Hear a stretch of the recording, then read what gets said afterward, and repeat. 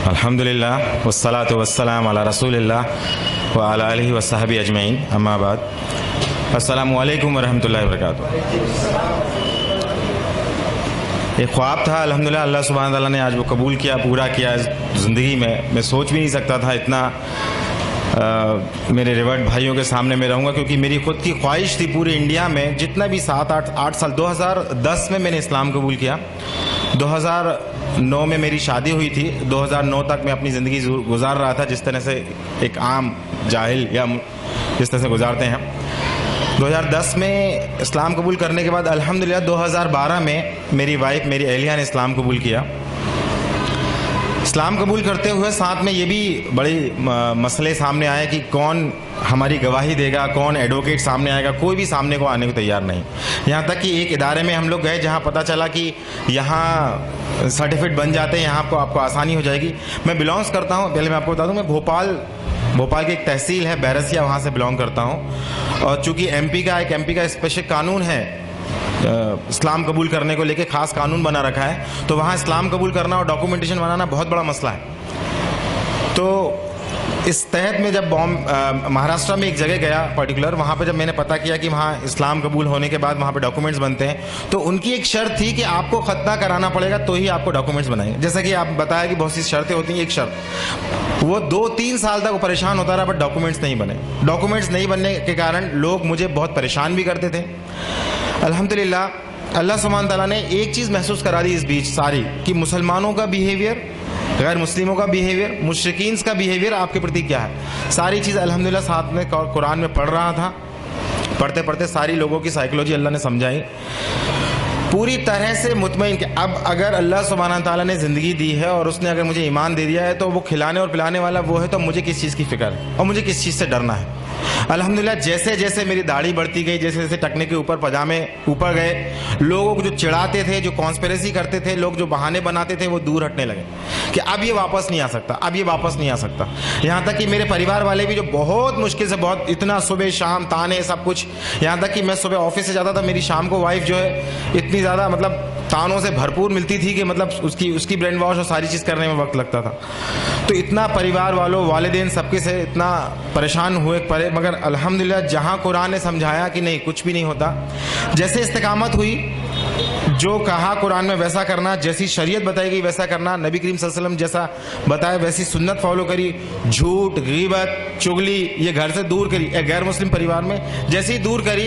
अल्हम्दुलिल्लाह जो वाइफ के राइट्स थे, जो सास के राइट्स थे, वो राइट्स जैसे सेक्रीफाइड किए तो घर में बड़ा बवाल मच गया। बवाल जितना मचा उतना लोग ये समझ गए कि ये इंसान कभी झूठ नहीं बोल सकता, ये इंसान किसी लेवल पे किसी को धोखा नहीं देगा, ये खुद अपना नुकसान कर लेगा। ये इवन मेरे वालिद को आके लोग बोलते थे कि यार ये कितना ऐसा इंसान हो गया, इसको कुछ समझाओ, ऐसा हो गया, गद्दार हो गया। मेरे वालिद बोलते हैं कि मेरा बेटा अब 24 कैरेट का गोल्ड हो गया है, मगर बेवकूफ़।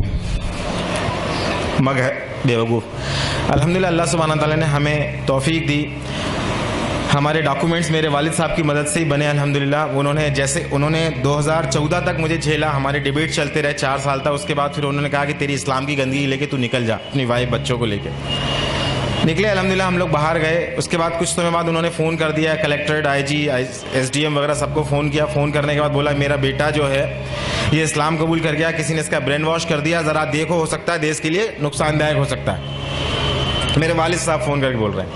मैं इस समय ऑफिस की ड्यूटी पे था। जब वहाँ से वापस आया उन्होंने उस समय फ़ोन लगाया कि आप कहाँ पर हैं, हमें आपका ऊपर से बहुत सारे प्रेशर है, हमें आपका बयान लेना। मैंने कहा मैं जहाँ पर भी हूँ आप आ जाइए, मैं आ नहीं सकता ड्यूटी छोड़ के, आना तो पड़ेगा तुमको। तो मैंने कहा ठीक है, आप वारंट निकाल दीजिए। तो क्या कब तक आते? तो मैंने कहा इतने दिन में जब भी आता मैं आपको फ़ोन कर। जब मैं आया, आने के बाद मैं उनको बयान दिया, तो मैंने कहा आप 2 रजिस्टर खोल के बैठिए, एक मैं आपको बयान देता हूँ, लिखिए। मैं अपनी मर्जी से, किसी भी कोई प्रेशर से नहीं, मैं अपने इस्लाम कबूल किया, कोई पैसा नहीं, कोई नहीं पहचानता, कोई मेरे साथ सपोर्ट नहीं, कोई गवाह नहीं, बट मैं हूँ, क्या करना बोलो। दूसरी चीज़ मैं बोला, अब आप सुनिए कि मैं इस्लाम क्यों कबूल किया, क्योंकि तुम भी जानते हो ईश्वर है कि मैं भी जानता हूँ ईश्वर है, और ये कुरान तुम्हारे लिए थाने में। अल्हम्दुलिल्लाह नेक्स्ट डे मेरी वाइफ के लिए बोले बयान लेके आ, उनका बयान होना। तो मेरी वाइफ को सब लोग और भी लोग जो थे वो डरा दिए जिन लोगों सबसे पहले जो हमारे अंसार बने अल्हम्दुलिल्लाह, अल्लाह उन्हें जज़ाया खैर दे, उनके हम रह रहे थे अल्लाह सुब्हान तआला ने, तो उनको लोगों को डराया। तो मेरी वाइफ जब पहुंची वहाँ तो मैंने वाइफ को बोला कि अगर कुछ ऐसा मसला होता है डांटने डपटने मारने का, तुम भाग के तुरंत चौराहे पे आ जाना, वहाँ पिटेंगे तो अल्हम्दुलिल्लाह शहादत होगी, मसला नहीं। लोग पूछेंगे क्यों पिट रहे हैं, कम से कम रीज़न की तरफ जाएंगे, काम हो जाएगा हमारा। लोग पूछेंगे क्या बात है, ऐसा क्या बेवकूफ़ बन गए इस्लाम में, ये हमारा काम हो जाएगा, लोगों के अंदर क्यूरियोसिटी पैदा होगी। अल्हम्दुलिल्लाह वहाँ पे भी ये मंजर रहा कि एक पुलिस वाला बच्चों को संभाल रहा है, एक पुलिस वाला बाहर गेट पर रोक दिया सारों को रोकने के लिए, एक पुलिस वाला मोहब्बत से बयान ले रहा है। अल्हम्दुलिल्लाह अल्लाह का करना ये हुआ कि एक पुलिस वाला हमको बोलता है अब ये जो तुमने बयान लिया उसके IT रिपोर्ट डाल के तुम उसका IT से इन्फॉर्मेशन लेके RTI के तहत पूरी इन्फॉर्मेशन ले लो, तुम्हारे डॉक्यूमेंट्स बनाने में काम आएगी। वहाँ से डॉक्यूमेंट्स मेरे अब्बा की मदद से चालू हुए बनना। अब तक मैं क्या सोच रहा था कि मेरे अब्बा की इज्जत, मेरे अम्मी की इज्जत, मेरे रिश्तेदारों की इज्जत, अल्लाह सुब्हान तआला यहाँ एक बात समझा दिया, सबसे ज़्यादा मोहब्बत तुम्हें अल्लाह से करनी है, उसके बाद तुम्हें सबसे करनी है। अगर तुमने उसके साथ किसी और से ज़्यादा इमोशनल अटैच हुए, वहीं से तुम्हारी आजमाइश आएगी।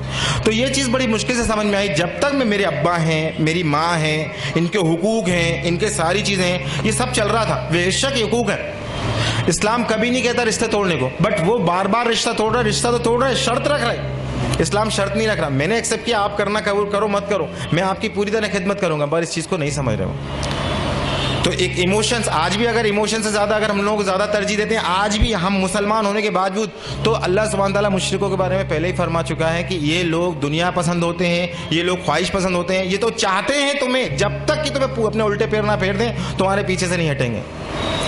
फिर अल्हम्दुलिल्लाह इस्लाम एक्सेप्ट होने के बाद फिर लोगों को दावत तबलीग का काम चला, और इस बीच ये समझ में आया कि मुझे करना क्या है।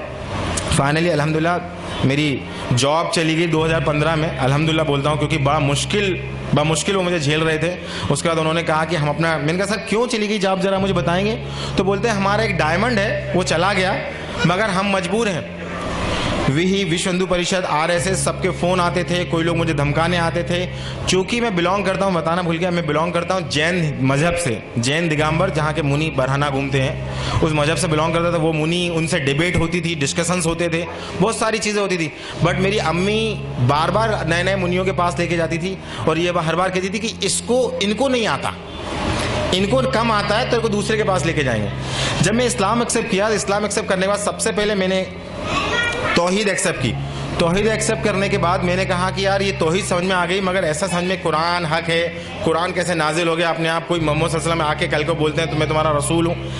इसकी तहकीक के लिए जब मैं इस्लाम एक्सेप्ट कर लिया, बनिया था मैंने कहा अगर ये हक है तो पहले इस्लाम कबूल कर लो बाद में ऐसा नहीं होगा, केवल गफलत की बात है। तो जब मैं इस्लाम एक्सेप्ट किया, फिर मैं हिंदुइज्म की किताबें पढ़ा, फिर जैनिज्म की किताबें पढ़ा। सब पढ़ने के बाद अल्हम्दुलिल्लाह स्कॉलर से डिबेट करने के बाद अल्हम्दुलिल्लाह पूरी सर्टेनिटी जब आ गई, अब फिर मैं गैर मुस्लिमों के में काम भी करने लगा। और मुसलमानों के लिए जब उन लोगों के बीच जब मैं निकला, तो जब सबसे पहले मेरी जॉब गई तो मुझसे किसी मुस्लिम भाई ने मुझे जॉब दी, अल्हम्दुलिल्लाह उन्हें जज़ा खैर दे। मगर 1 महीने बाद वो जॉब चली गई। उन्होंने कहा ये नया मुसलमान आया है, पता नहीं इससे खतरा है, हमारा इंटरनेट से इल्म हासिल कर रहा है, गुमराह है, दूसरों को गुमराह करेगा। तो वो जॉब मेरी चली गई। फिर एक मुसलमान के घर हम रहने को गए, उन मसाला अल्लाह उन्हें जज़ा खैर दे, राह हिदायत पे दे, इंतकाम इनका ईमान पे हो। 1-2 महीने बाद, 1 साल तक उन्होंने रखा। उसके बाद कहा कि तुम हमारे में से नहीं हो, तुम हमारी बात नहीं सुनते, हमारे साथ नहीं जाते, उठते बैठते, हमारे मिजाज नहीं मिल रहे, तुम खाली कर दो मकान भी खाली है। अल्हम्दुलिल्लाह लगातार अल्लाह सुब्हाना ताला अपने दीन के हक होने, लोगों की जहनियत, और अगर जो अल्लाह का है जो अल्लाह का नहीं है, इस बारीक लाइन को वाज़े समझाता जा रहा था। तो मैं आज अपने सारे मुसलमान भाइयों को जो रिवर्ट है उनको मैं तो कुछ नसीहत है मेरी, जो तजुर्बे हूँ उनको मैं देना चाहता हूँ। सबसे पहली चीज़, किसी को भी ज़्यादा इमोशनली मोहब्बत मत कीजिए, चाहे वो शौहर हो, बीवी हो, माँ बाप हो। सबसे पहले अल्लाह, फिर उसके किस किस के हुकूक बताएं वो करिए। सेकेंड चीज़, मेरे भाइयों मेरी बहनों, शैतान हमारे जहनों में बार बार ये बात दिखाता है, देखो ये मुसलमान कैसे हैं, हमें बताता है कि हमारे मुसलमान कितने बुरे हैं। तो हमारे जहनों में उनके बीच में गैप पैदा कर देता है, मुसलमानों की बुराइयां बता बता के और हमें अपना बेहतर बता के मुसलमानों और हमारे बीच में एक गैप पैदा कर देता है। तो इस गैप को हमें नहीं देखना है, इन बुराइयों को हमें नहीं देखना है। अल्लाह ने कहीं भी नहीं कहा इन बुराइयों को देखो तुम, अल्लाह ने कहा तुम अपने आप को इस्लाह करो, अपने आप को डेवलप करो, कुरान पढ़ो, इल्म करो और तकवा हासिल करो, वो मसूल होगा। तीसरी चीज़, हम इतना ज़्यादा परेशान हो चुके होते हैं मसाइल से, ज़माने के मसाइल से, लोगों की गाली से, लोगों के किनारा करने से। जो मुसलमान हमें मदद करते हैं, कल जब हम उन्हें इस्लाह की 4 बातें बताते हैं तो वो हमसे किनारा कर लेते हैं। इन सारे मसाइलों से हम इतना ज़्यादा परेशान हो चुके होते हैं, तो अल्टीमेटली बात ये आती है कि हम इनमें कूद के उनको इस्लाह करने की कोशिश करते हैं। तो मेरा मशवरा यहाँ ये है कि केवल और केवल कुरान पहले अपने, अल्लाह भी कुरान में फरमा रहा है कि बचाओ अपने आप को और अपने अहलो अहल को जहन्नुम की आग से। तो सबसे ज़्यादा मेहनत करें अपने बच्चों और अपने बीवी बच्चों पे। क्यों? क्योंकि मेरी अहलिया मुझसे पूछती है कि, मुझसे कहती है कि मुझे फ़िक्र अपनी थी कि अपना हम जो कर रहे हैं ठीक है, मगर मुझे खौफ इस बात का है कि मेरा बेटा जहन्नुम ना चला जाए, मैं उसकी क्या तैयारी कर दूँ, क्योंकि ये भी एक ऐसा मुसलमान बन जाएगा जिन मुसलमानों को देख रहा है। एक मुसलमान, एक होता है इस्लाम कल्चरल, जिसे हम सब आपस में ज़िंदगी गुजार रहे होते हैं, जिसमें रिवाज होते हैं, रीतियाँ होती हैं, ये कल्चरल इस्लाम जोन देता है। जहाँ उन्हें आसानी मिलने लगती है वो फिर से कल्चरल जोन में जाने लगते हैं। तो मेरा आपसे गुजारिश है, बहुत तजुर्बे की नसीहत मैं आपको रखना चाह रहा हूँ कि कल्चरल इस्लाम को पहचानिए। ये इस्लाम नहीं है, जिन रीति रिवाजों को आज मुसलमान फॉलो कर रहे हैं वो इस्लाम नहीं है। इस्लाम वो है जो अल्लाह ने दिया, जिसका दीन मुकम्मल नबी सल्लल्लाहु अलैहि वसल्लम करके, उसी को पहचाना, उसी पे चलना, ये कंपैरिजन। और लास्ट में आपसे बोल रहा हूँ, मुसलमानों के लिए हमें क्या करना है? हमें करना अल्हम्दुलिल्लाह, हमारे जो मुस्लिम भाई हैं उनके लिए केवल कुरान की, खुद कुरान की तरबियत लें और उनको कुरान एक आयत सीखे, उनको एक आयत सिखाएं और सिखाएं, और अपने आप लोगों को, जो रिवर्स भाई हैं उनके लिए क्या बेहतर से बेहतर कर सकते हैं वो करें। आखिरी में बात थी कि हम, मेरा क्या ख्वाहिश है, अल्हम्दुलिल्लाह भोपाल से मैं चाह रहा था, अल्हम्दुलिल्लाह मैं भोपाल का रहने वाला हूँ, और चूंकि मसाइल वहाँ इतने ज़्यादा बढ़ गए, जॉब चली गई, किसी ने मुझे मशवरा दिया आप यहाँ पर आके करिए काम, अल्हम्दुलिल्लाह आपके लिए कोई मसला नहीं है, अल्लाह ने यहाँ पे प्रोफेसर की जॉब दिला दी, अल्लाह ने वेल सेटल घर कर दिया, हिजरत की बरकतें दिखाई, ईमान इतना बढ़ा है अल्लाह ने अल्हम्दुलिल्लाह। तो मैं चाह रहा था कि कोई एक इदारा ऐसा होता जो केवल रिवर्स के लिए काम करता। कुछ इदारे हैं जो दावत के काम करते हैं, मगर दावत के बाद क्या, उनकी तरबियत का क्या, उनके मसाइल का क्या। तो मैं इवन हैदराबाद में भी 2-2.5 महीने में सोच रहा था, ढूंढ रहा था कि कहीं कुछ ऐसा हो, अल्लाह का करना हुआ, कुछ एक हफ्ता भी नहीं हुआ मुझे पता चला अल्हम्दुलिल्लाह एक ऐसे लोग हैं, ऑर्गेनाइजेशन का भी नहीं पता था, ऐसे लोग हैं जो काम कर रहे हैं। अल्लाह सुब्हानहू तआला उनकी मामला को कबूल करे, उन्हें खूब दुनिया और आखिरत में नवाजे। ये बहुत बड़ा, वाकई बहुत बड़ा काम है, क्योंकि ये मसाइल वो लोग नहीं समझ सकते जो रिवर्स, जो जिन चीज़ों से गुजर के आ रहे होते हैं। अल्लाह उन्हें तौफीक दे मजीद।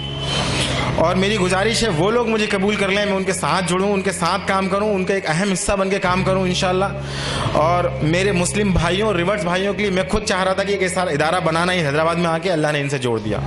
और उस इदारे का मकसद भी ये था कि इन रिवर्स भाइयों की तरबियत करना। अगर इनकी तरबियत रही, अगर ये अल्लाह से मोहब्बत करते रहे, इंशाल्लाह इनका कुछ नहीं बिगाड़ सकता, कोई भी, कोई कुछ नहीं बिगाड़ सकता इनका, क्योंकि अल्लाह खुद कह रहा है, क्योंकि हम अल्लाह के चुने हुए बंदे हैं। अल्लाह ने कहा कि अगर तुम ये काम नहीं करोगे, तुम किसी और को चुन लेंगे, तुमसे बेहतर होंगे। आज रिवर्स अल्हम्दुलिल्लाह कोई बात की कंप्रोमाइज, हर चीज़ कंप्रोमाइज करके बैठे हैं। अपना माल, औलाद, माँ बाप सबसे ज़्यादा कीमती होते हैं, इस सब का कंप्रोमाइज करके बैठे हैं अल्लाह के लिए। और आज मैं उनको भी एक खौफ वाली बात बता रहा हूँ रिवर्ट्स के लिए, कि अगर वो मुस्लिम कल्चर में आ गए, मतलब एक रीति रिवाजों में फंस गए, अगर इसको बुरा लग रहा है, उसको बुरा लग रहा है, इसको बुरा लग रहा है, अल्लाह की परवाह नहीं कर रहे, तो वो भी वैसे ही हो जाएंगे जिसको अल्लाह ने कहा कि इनको हटा के नई कौम लेके आऊँगा। तो मेरे भाइयों, खूब इल्म हासिल करें, केवल अल्लाह को राज़ी करने की बात करें। व आखिर दावाना अल्हम्दुलिल्लाहि रब्बिल आलमीन। अस्सलामु अलैकुम रहमतुल्लाह।